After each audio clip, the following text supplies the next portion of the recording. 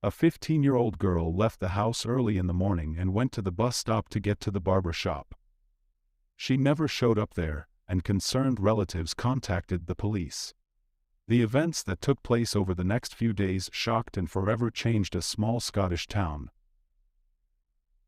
In this video, we will tell you what happened to Paige Dougherty and why this case is called a disgrace to the judicial system.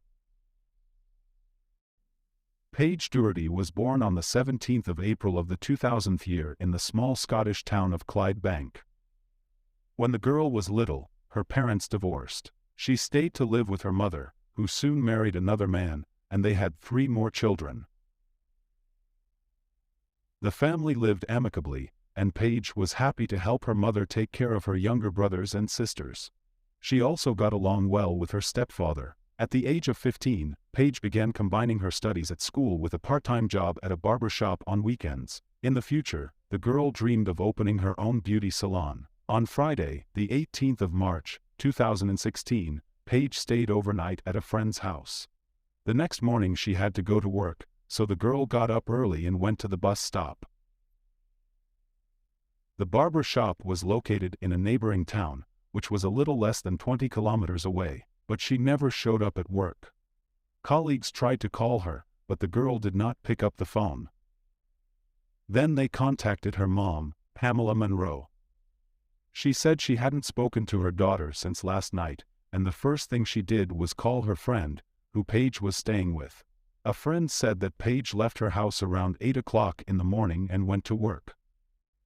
The worried mother called several more of Paige's friends, but they all did not contact the girl.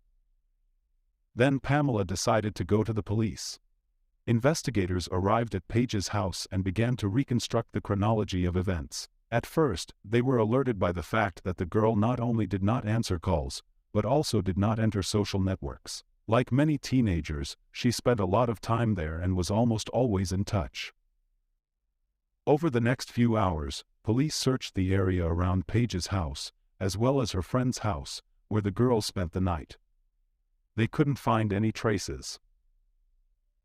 If at the very beginning it was still possible to assume that Paige simply forgot to charge her phone, then with each passing hour such a scenario seemed less likely.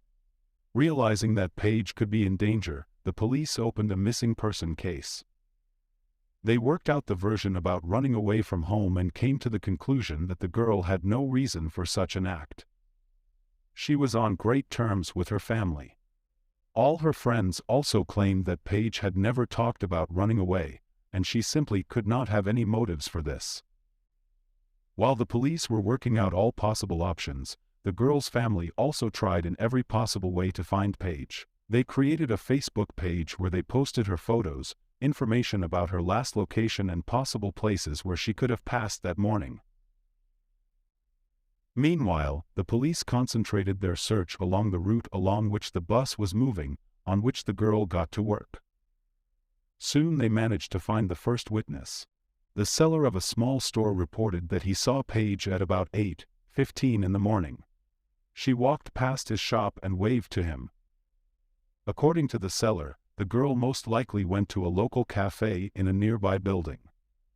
Given that the store was located in the immediate vicinity of the bus stop, the investigators once again made sure that the girl planned to go to work, and did not go to some other place on her own initiative. The search for Paige lasted 2 days, and the police came up with disappointing news. They found the girl's body 2 miles from the bus stop. She was lying in an area overgrown with tall grass. Despite the fact that the body was found near the road, the police immediately said that they ruled out an accident and an accident. Only after the pathologist released the report, everyone learned the terrible details. 146 wounds from a sharp object were found on the girl's body.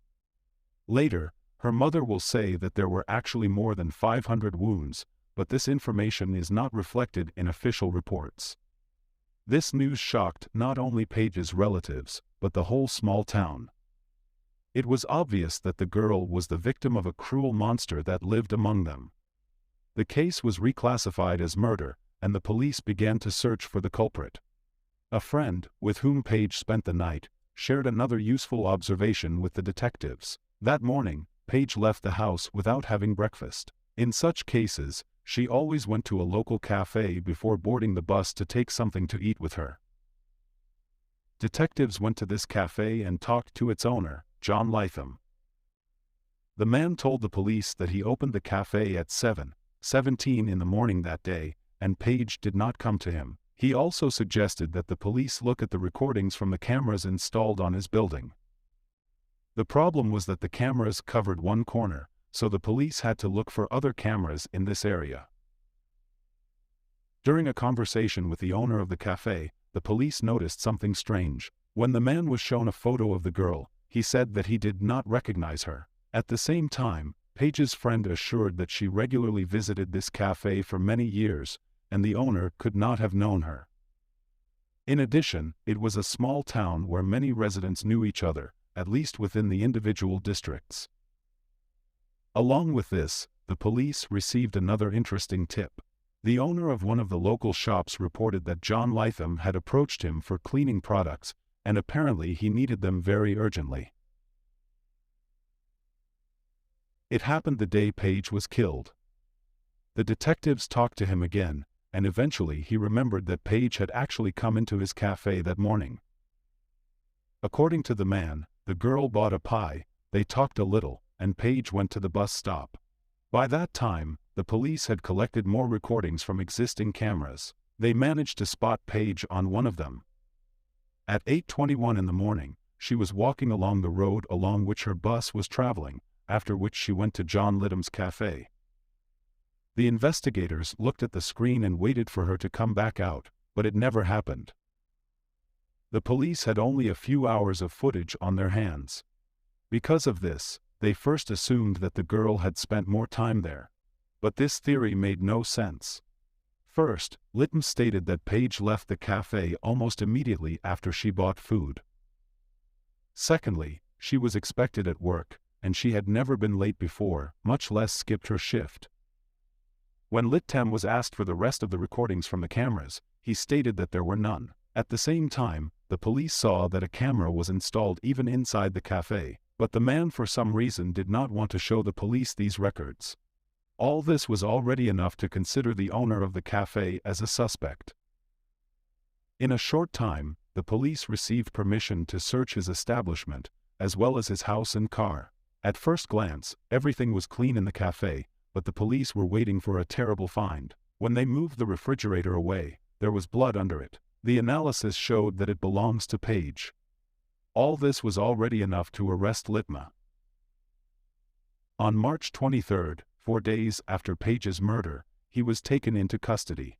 The terrible discoveries did not end there. The police finally got the remaining footage from the cameras of neighboring buildings, and there were even more potential clues in front of them. A street camera captured Lytham closing the blinds of the cafe 10 minutes after Paige arrived. An hour later he left the building, and 7 minutes later he arrived back by car and parked it in front of the entrance. After spending some time in the cafe, he returned to the car and opened the trunk. According to the recording, he was raking things lying there.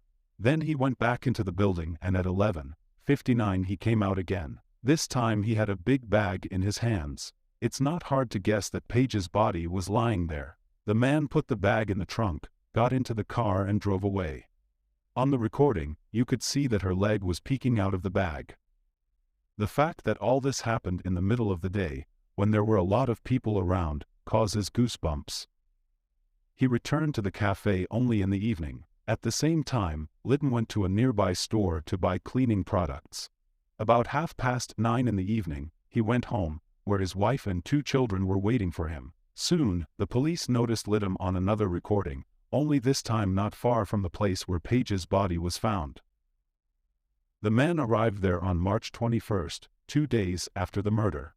According to investigators, until that moment he kept the girl's body in his garden plot, on the very site where his family spent their daily time.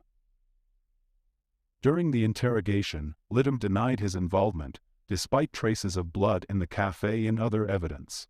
The first court session began on the 26th of March, and the next one took place on the 1st of April. In both cases, the man declared his innocence. Paige's funeral was held on April 26. Many residents of a small town came to support the family in such a difficult moment. On the 12th of October of the same year, Litmus suddenly decided to admit his guilt. Apparently, he realized that with such a set of evidence, he simply has no chance of remaining free. Instead, he decided to take the initiative and made an unexpected statement. He attacked Paige because she threatened to ruin his life. According to Lightham, the situation unfolded as follows. Paige went to his cafe and during the conversation asked him to get her a job. After learning that the girl is 15 years old, Lightham refused. Then Paige allegedly told him that if he did not give her this job, she would tell everyone that he had harassed her. After that, the man began to panic, and it was for this reason that he struck her 146 blows. At that time, he believed that killing was the only way to stop her. This story seemed strange to all participants in the trial. To begin with, Paige already had a part-time job at a barbershop, where she really loved spending time. The girl dreamed of her own beauty salon in the future, and the current work was as close to this as possible. She could not work full-time due to her age and schooling. Is a part-time job in a small cafe worth it to blackmail an adult man and take such a risk? The girl's friends also said that she would never resort to such methods. This story did not help the cast escape punishment. That's just the verdict outraged literally everyone. He was sentenced to life in prison with the possibility of parole in 27 years. Some time later, the man challenged the verdict, and the minimum term for release was reduced to 23 years. This was done because he showed remorse for what he had done. It should be borne in mind that the 8 months he spent under arrest are also counted towards the deadline. At the time of his arrest, he was 32 years old. It turns out that he will be able to get out of prison at the age of 54. In this whole story, only one thing remains unclear: what was his motive? Lightham continues to adhere to the version of blackmail. But what really happened in that cafe? Paige was only there for 10 minutes. How in such a short period of time could a man come to murder? According to the investigation, Lightham could have started molesting the girl, and she threatened to either call the police or inform her parents. Other options are just hard to imagine. He did not prepare for this crime in advance. It was a spontaneous decision. If everything really happened according to this scenario, the verdict seems absolutely unfair. Released at the age of 54, Lightham can live a long life in freedom. Who knows if he won't want to take someone else's life? And what do you think? Will they make the right decision? Is it necessary to give such people a chance for correction, or do they need to be isolated from society for the rest of their lives? And what was the real motive? Write what you think about this in the comments. And don't forget to support the video with a like if you liked it. Thanks for watching.